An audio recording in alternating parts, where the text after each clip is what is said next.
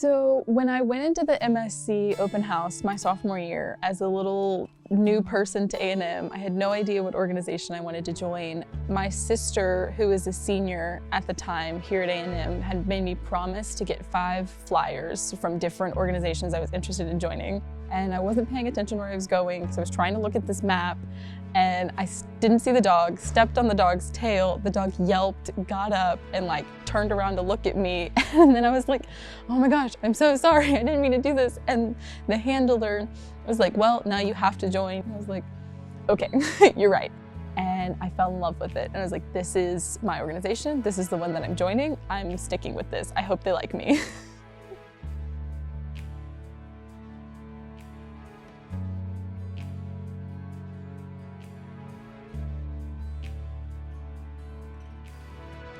I went on to going through the trainer classes, or as we call it, potential trainer classes. I learned all of the methodology behind how we positive reinforcement train dogs.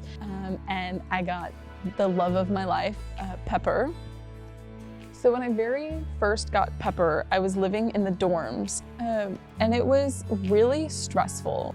I actually cried the first night because you're handed this 8-week-old ball of fluff, and they're just like, here you go, this is gonna be a service dog. And at the time I was like, I don't know what I'm doing, but okay. And he howled in his kennel all night long, and I cried, like laying in bed. He was howling, I was crying, we were a mess together.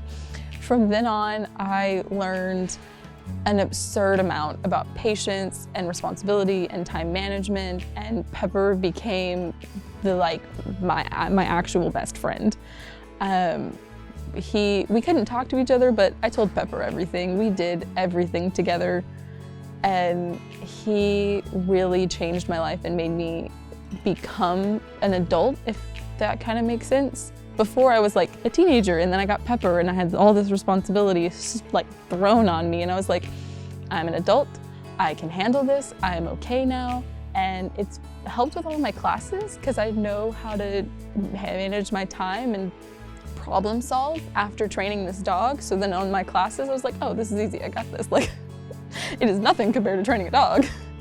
I had Pepper for about a year. I got him on March 19th, 2018, when he was 8 weeks old. And he graduated our program and left me on March 9th, 2019. Now I am just working as a dog sitter, and this last spring semester I took over as president of Aggie Guide-Dogs and Service-Dogs.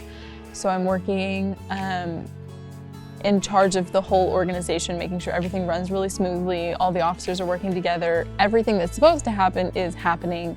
I do a lot of record keeping, and I work a lot with our donors, some really generous people who donate a lot of money and a lot of time to making sure that our dogs get trained to the level that we as Aggies expect them to be trained. You know, I had a lot of time management skills, I had a lot of patience, I knew how to handle things because of Pepper. But going from training one dog to running an organization of 120 people was a complete shift that it took me a couple months to figure out. But once I figured it out, I was like, okay, this is fine. I'm okay now. In the beginning, I was like, it was like in the beginning with Pepper. It was really overwhelming, really stressful. I was like, I don't know what I'm doing. But now I feel like I'm ready to go. The biggest thing that I've learned from AGS and from this whole service dog training process is patience gets you everywhere. Like with Pepper, he was so stubborn. I'd be like, when he'd get really tired, I'd be like, Pepper, I need you to do whatever it is. And he would just be like, no, I don't want to. And he would be so stubborn about it, and I'd get so frustrated. And I'd have to remember, like, take a second, take a deep breath, calm down. And it really helped me, like, the moment I realized I have to be patient with him to get him to do this, I was able to implement that into work relationships, personal relationships, like everything else in life. And I was like, this makes this a lot easier because I know how to be patient now. My name is Abigail Newman, and this is my Aggie Story.